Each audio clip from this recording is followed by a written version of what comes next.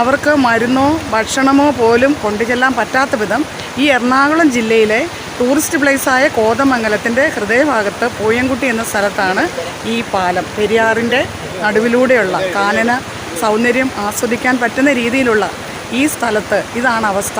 ഞങ്ങളുടെ channel subscribe ചെയ്യുക. Pulimurugan shoot ചെയ്ത് മോഹൻലാൽ കടന്നുപോയ പാലമാണ് ഈ കാണുന്നത്. ഇത് തടിലോറി ഓടിച്ചുകൊണ്ട് പോയ പാലമാണിത്. ഇപ്പോൾ ഇത് വെള്ളം കയറി മൂടിയിരിക്കുന്നു. ഇവിടെ ഒരു പാലം അടിയിലുണ്ടെന്ന് കാണാൻ പോലും പറ്റാത്ത അവസ്ഥയിൽ.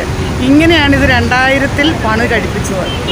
ഈ പാലത്തിനപ്പുറത്ത് 500ഓളം ആദിവാസി കുടിലുകളുണ്ട്.